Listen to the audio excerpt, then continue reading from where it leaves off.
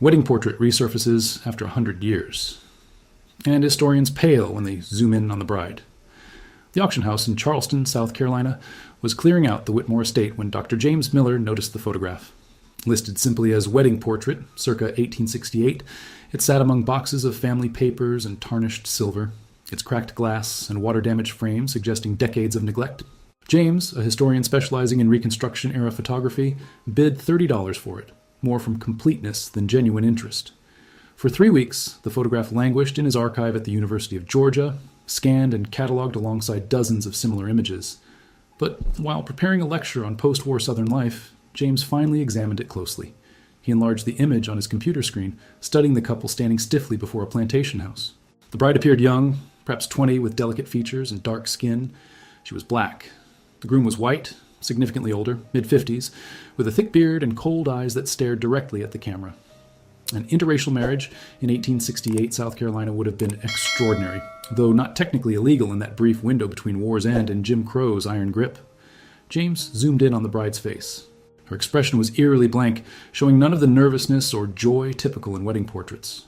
Her eyes looked past the camera, unfocused, as if she existed somewhere else entirely. Then he noticed her hands. The bride wore white lace gloves, but something about their fit seemed wrong.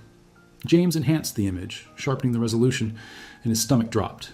At her wrists, where gloves met sleeves, were dark marks, scarring that formed distinctive patterns.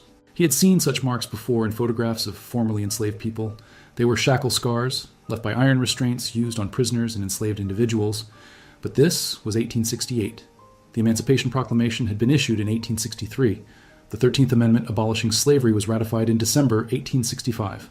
By 1868, slavery was illegal throughout the United States. So why did this bride have fresh shackle scars on her wrists? James leaned back, his mind racing. The scarring looked recent, the skin still darkened and raised, not the faded marks of old trauma. He studied the groom's cold expression, the plantation house looming behind them, the bride's empty stare. He examined her neck and found another mark, a line of scarring suggesting a collar had been worn there. This woman had been in bondage when this photograph was taken, 3 years after slavery was abolished. James reached for his phone with unsteady hands and called Dr. Angela Roberts, who specialized in African American history during Reconstruction at Howard University. "Angela," he said, his voice tight, "I need you to look at something. I think you're going to want to sit down first." Angela arrived in Charleston 2 days later, her research assistant Marcus in tow. James had sent high-resolution scans, but she insisted on seeing the original. They met in his university office, the photograph laid out under a magnifying lamp. Angela examined it in silence for several minutes, her expression darkening. "The shackle marks are unmistakable," she said finally. "And look here." She pointed to the bride's neck. "Another mark, a collar." "This woman was being held in bondage when this photograph was taken," Angela said, her voice tight with controlled anger. 3 years after slavery was abolished. Marcus, photographing the portrait from multiple angles, spoke up. "It happened more than people realize. After the war, some former slaveholders in remote areas simply didn't release the people they'd enslaved. They kept them isolated, threatened them, or used legal tricks, fraudulent apprenticeships, debt peonage, or forced marriages to maintain control." "A forced marriage," James said slowly. "That's what this is. He married her to make it look legitimate, to have legal paperwork, saying she was his wife, not his prisoner." Angela nodded grimly. Married women had almost no legal rights in that era. They were essentially property of their husbands. For a black woman married to a white man in the South during Reconstruction, with no family or community to protect her, she would have been completely trapped. "We need to find out who they were," Marcus said. "The photograph came from the Whitmore estate. Let's start there." James pulled up auction records. The estate belonged to Catherine Whitmore, who died at 93 last year. The family owned Whitmore Plantation in Beaufort County from before the Revolution until it was sold in 1932. "Beaufort County," Angela repeated. "Coastal, very isolated during Reconstruction. Federal troops concentrated in cities, Charleston, Columbia. Rural areas were largely left to their own devices." She turned back to the photograph. "This house? Can we identify it?" Marcus was already searching. "Here, Historical Registry of Plantation Houses in Beaufort County. Whitmore Plantation, main house built 1820, burned during Sherman's March, but rebuilt in 1866. He showed them a photograph from the early 1900s. The architecture matched perfectly. "So this photograph was taken at Whitmore Plantation," James said, "which means the groom was likely a Whitmore." Angela stood, her jaw set. "We're going to South Carolina. I want to see the plantation records, property deeds, anything that might tell us who this woman was and what happened to her." "Well, Marcus spoke quietly. What if we don't find a good ending? Angela looked back at the photograph, at the young woman's scarred wrists and empty eyes. Then at least we'll make sure someone finally tells the truth about what was done to her. She deserves that much. The South Carolina Historical Society archives in Charleston held the Whitmore family papers, decades of correspondence, ledgers, and property records. Angela, James, and Marcus spent 2 full days searching through boxes for anything from 1868. Plantation records were meticulous before the war, listing every enslaved person by name, age, and value. After 1865, records became sparse and vague. The 1866 ledger showed the plantation being rebuilt, with entries for laborers and workers, but no names. Marcus found the first real clue in personal correspondence. A letter dated March 1868 from Thomas Whitmore to his brother Robert in Atlanta. The situation here remains difficult. The freedmen are unreliable and leave without warning. I have taken measures to secure stable labor for the planting season. You need not worry about my household arrangements. Everything is legal and properly documented, though I expect some may question my choices. Let them question. A man must do what is necessary to preserve what is his. Secure stable labor, Angela read aloud, her voice sharp. And properly documented. He's talking about the marriage. James found the next piece, a notation in the plantation ledger from June 1868. Marriage license obtained, Beaufort County Courthouse. Witnessed and recorded. They actually filed it legally, James said, disbelief in his voice. Of course he did, Angela replied bitterly. Make it legal so no one can accuse him of holding her against her will? Who's going to investigate a man's relationship with his own wife? Marcus was searching through another box. Here, a letter from a neighbor, dated August 1868, to Thomas Whitmore. Dear Thomas, I feel compelled to express my concerns regarding the young woman residing at your plantation. Several of my field hands have reported hearing distressing sounds, and there are rumors that cause me considerable unease. While I understand these are difficult times, I urge you to ensure that all your arrangements are truly voluntary and legal. We cannot afford to give the federal authorities any cause for intervention. Signed, Jonathan Hartley. Someone noticed, James said. Someone tried to say something.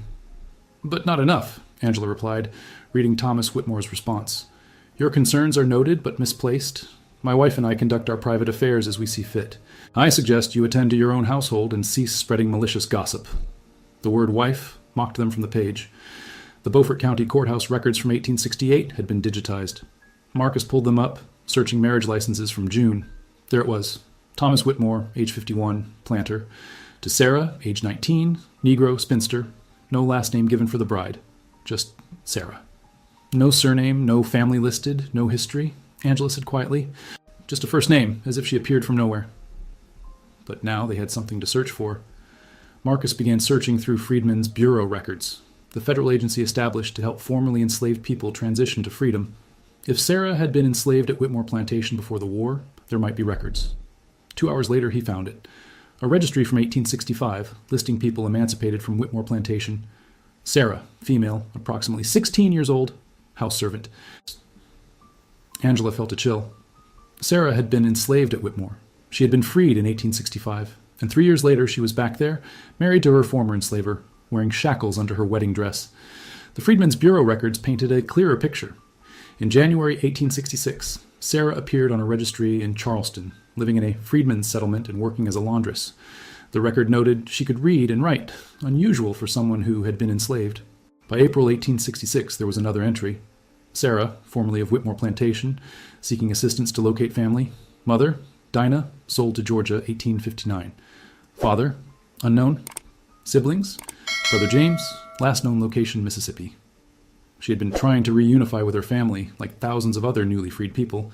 Then the record stopped. No more entries for Sarah after April 1866 until the marriage license in June 1868. 2 years of silence. Angela contacted colleagues who specialized in Reconstruction violence and labor coercion. The stories were horrifying, but not surprising. Former slaveholders used various methods to force black people back into servitude: fraudulent debt contracts, false arrest and convict leasing, kidnapping, and outright violence. Isolated young women were particularly vulnerable, explained Dr. Patricia Henderson at Duke University. If they had no family nearby, no community protection, they could simply disappear. Some were told they owed debts for their childhood upbringing. Others were grabbed off the streets and taken to remote plantations where no one could hear them. Angela shared the photograph with Patricia, who studied it carefully. The wedding dress is too fine for what a freed woman could afford, but not elaborate. This looks like a dress made specifically for this photograph. He wanted documentation that looked respectable. James had been researching Thomas Whitmore. The man had been 48 when the war ended, unmarried, bitter about the Confederacy's defeat. His father and 2 brothers had died in the war. The plantation was his entire world. "I found his probate records," James said. "He died in 1891, age 74. In his will, he left a small parcel of land and $500 to my faithful wife, Sarah, should she survive me." "Did she survive him?" Marcus asked. James shook his head. "There's a notation. Wife deceased 1873. That's all. No details about her death, no burial location." Sarah had died at approximately 24 years old. 5 years. She had survived only 5 years of that forced marriage. Marcus found a newspaper article from the Beaufort Republican, dated March 1873. Tragic death at Whitmore Plantation.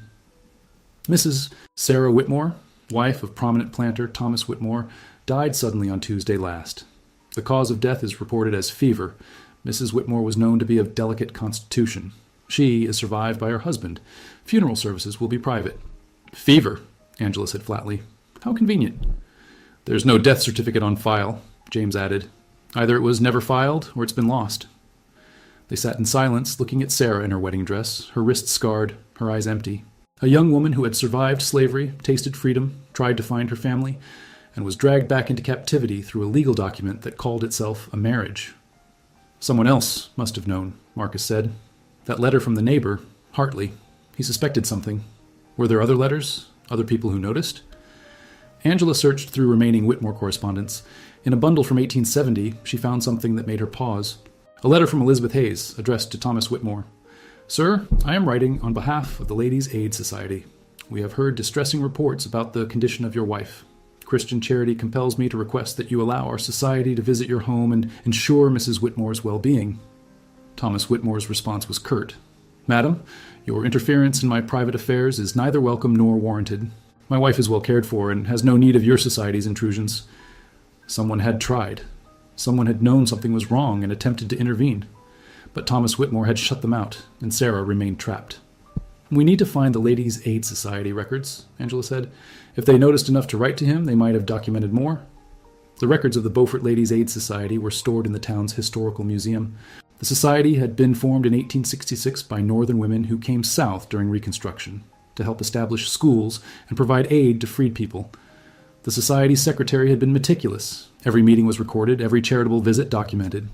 Angela found the first mention of Sarah in minutes from January 1870. Mrs. Elizabeth Hayes reported on a matter of concern. She has received information from a Negro servant regarding a young colored woman married to a white planter who may be in distress. The next mention came in March 1870.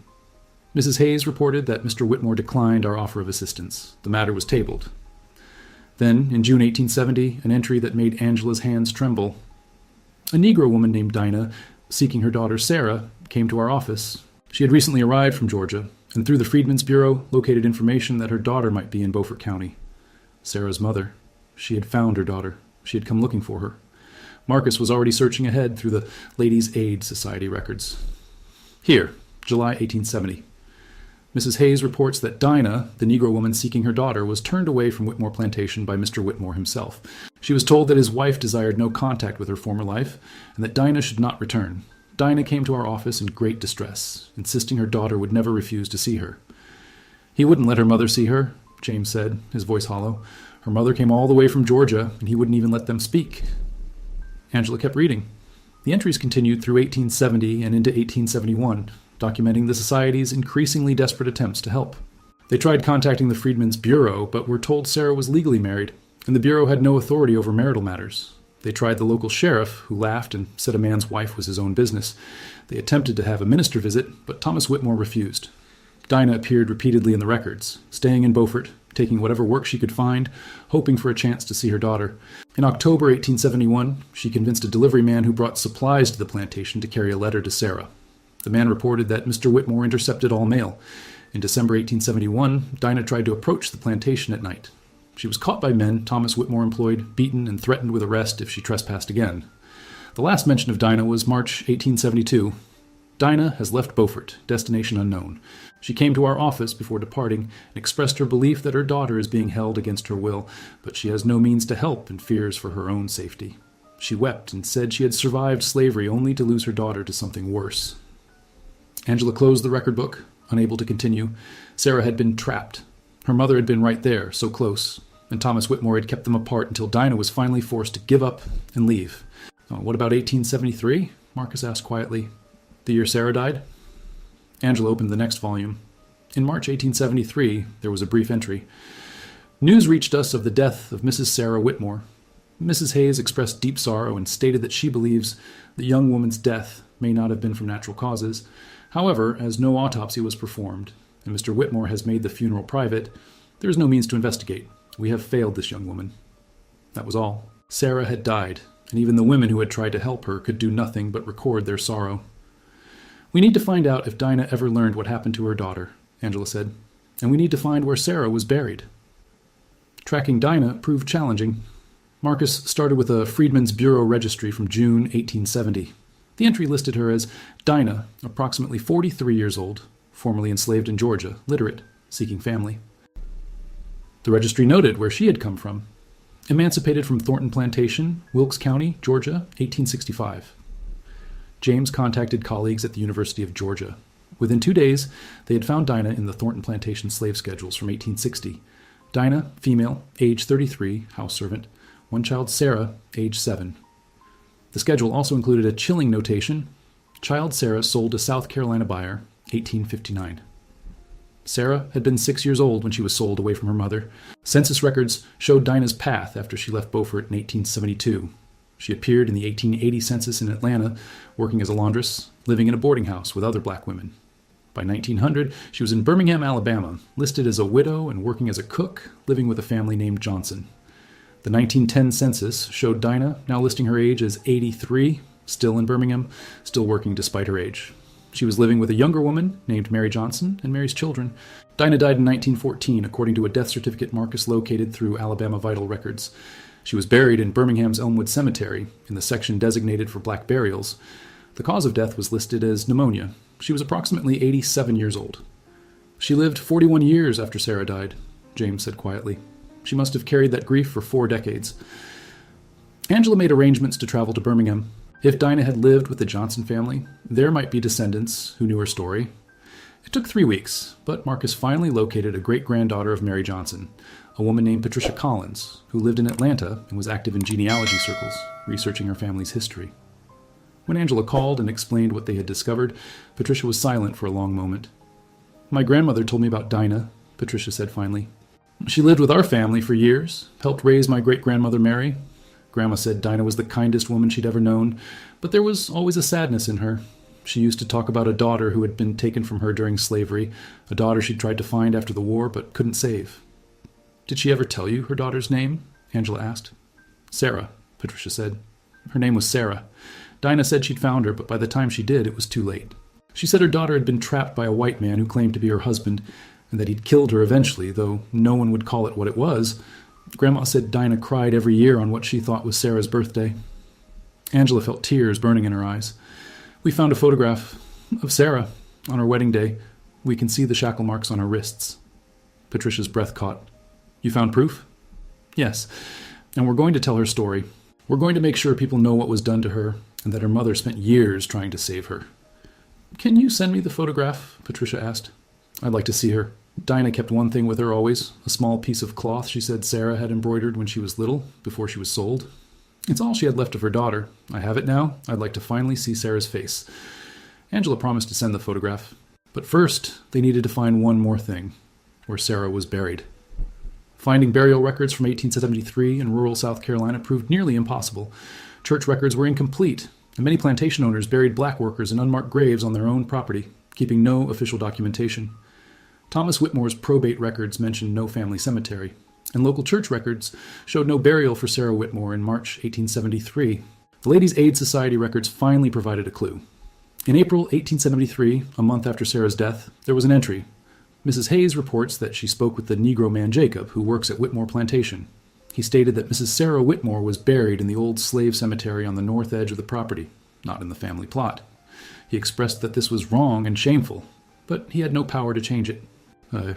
He buried her in the slave cemetery, Marcus said, anger in his voice. Even in death, he wouldn't acknowledge her as his wife. The old Whitmore Plantation property had changed hands multiple times since 1932. The main house had burned in the 1950s, and the land had been subdivided. Part was now a housing development, part was farmland, and a section had been preserved as a nature preserve. James contacted the County Historical Preservation Office. A young woman named Courtney worked in land records and was immediately interested. There are several old burial grounds scattered across what used to be plantation properties, she explained. Many are overgrown and forgotten, but we've been working on documenting and protecting them. Let me see if I can locate where the Whitmore Slave Cemetery would have been. It took 2 days of comparing old property maps with modern surveys, but Courtney finally identified the location, a half-acre plot on what was now part of the nature preserve near a creek surrounded by live oak trees. No one's maintained it in decades, Courtney said. It's probably completely overgrown, but if you want to visit, I can arrange access. Angela, James, and Marcus drove out to the preserve on a humid morning in May. Courtney met them at the entrance and led them down an overgrown trail. The cemetery was exactly as she had described, completely overgrown, the ground covered with decades of fallen leaves and tangled undergrowth. There were no visible headstones, though several low mounds suggested grave sites. Live oaks formed a canopy overhead, their branches draped with Spanish moss. Most of these graves are unmarked, Courtney said quietly. Enslaved people and their descendants were rarely given proper markers. We know this is a cemetery because it shows up on maps, but we don't know who's buried where. Angela knelt, brushing away leaves from one of the mounds. There was nothing, no stone, no marker, no indication of who lay beneath the earth. Sarah's here somewhere, she said, along with who knows how many others. They spent an hour documenting the site, photographing it, marking the location with GPS. As they prepared to leave, Angela noticed a single oak sapling growing from one of the grave mounds, its leaves bright green in filtered sunlight. Life continuing, she said softly.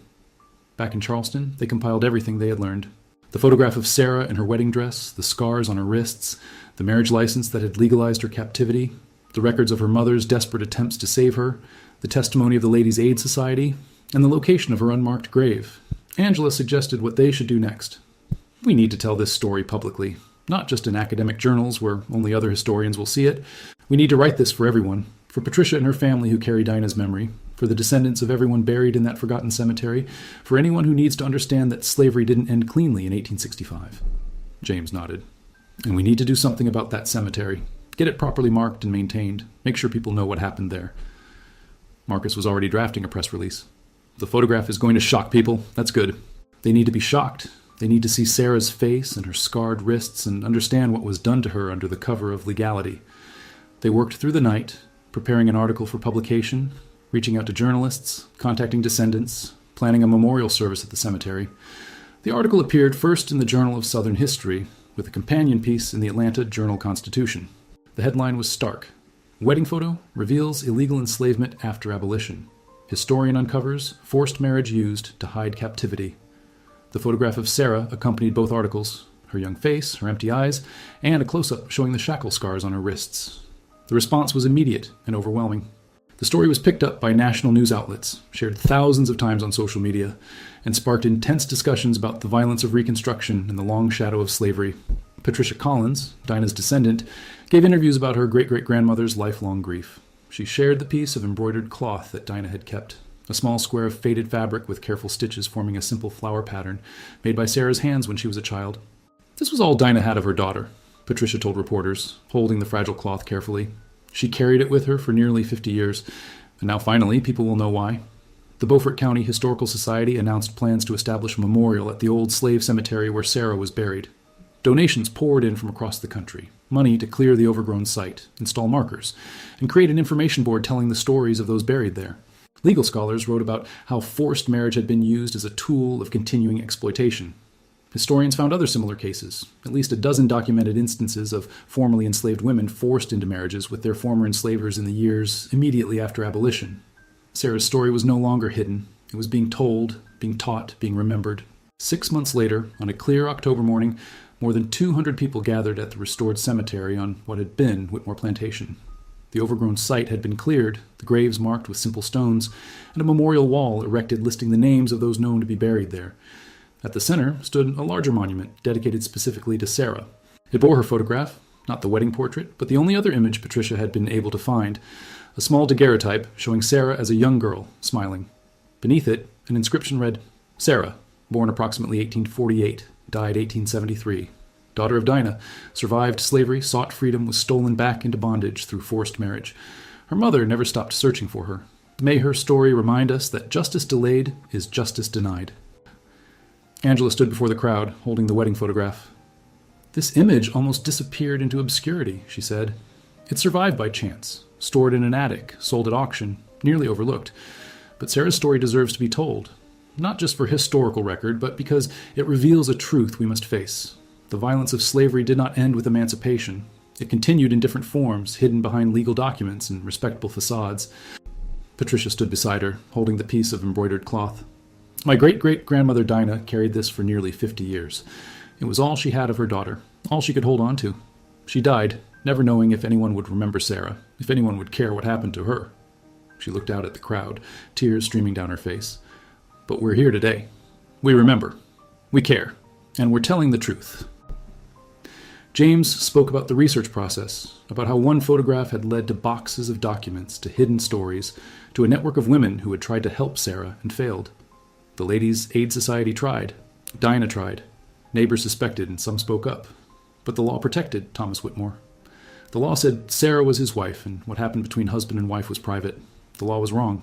Old Marcus read from the Ladies' Aid Society records, from Dinah's pleas, from the letters of concern that went unanswered. Each word was a testament to Sarah's humanity, to her mother's love, to the injustice that had stolen her life. The ceremony concluded with a moment of silence, followed by the planting of a young oak tree beside Sarah's memorial stone, life growing from grief, memory taking root. As people dispersed, many paused at the memorial wall, reading names, touching stones, standing in quiet reflection. Some left flowers, others left notes, messages to those buried there, promises to remember. Angela watched Patricia kneel beside Sarah's stone, placing the embroidered cloth at its base. It would be preserved later, protected under glass, but for this moment it lay on the earth, connecting mother and daughter across a century and a half. Do you think it's enough? James asked quietly, standing beside Angela. Telling her story, building this memorial, is it enough? Angela was silent for a moment, watching sunlight filter through the oak trees, illuminating the stones. It's not enough to erase what was done to her. Nothing could be, but it's something. It's the truth, finally told. It's Sarah being seen as a person, not property. It's Dinah's grief being honored. It's a record that will outlast us all. She looked at the wedding photograph in her hands, at Sarah's scarred wrists and empty eyes. And maybe it helps ensure that we don't forget how easily injustice can hide behind legality, how important it is to question what we're told is lawful and right. Marcus joined them, his camera in hand. He had documented the entire ceremony, capturing faces, moments, the memorial itself. This will be archived, he said. Students will learn about Sarah. Her story will be taught. That photograph that almost disappeared, it's going to educate people for generations. The three historians stood together looking at the memorial they had helped create. It had started with a photograph noticed by chance, a detail that made them look closer. It had led to months of research, painful discoveries, and ultimately to this, a place of remembrance, a story told, a life acknowledged. Patricia approached them, her eyes red, but her expression peaceful. Thank you, she said simply, for seeing her, for caring enough to find the truth, for giving Dinah's grief a voice even after all these years. Thank you for sharing her story with us, Angela replied, for trusting us with it. As they walked back toward the parking area, Angela looked back one last time at the cemetery. The memorial stone stood strong, Sarah's young face smiling from the daguerreotype, surrounded by flowers and notes and the promise that she would not be forgotten. The wedding photograph had revealed a terrible truth. But in revealing it, it had also restored something precious. Sarah's humanity, her history, her rightful place in the story of America's long struggle toward justice. She had been invisible in life, trapped and silenced. But in death, finally, she was seen. She was heard. She was remembered. And that, Angela thought, was the least they could do.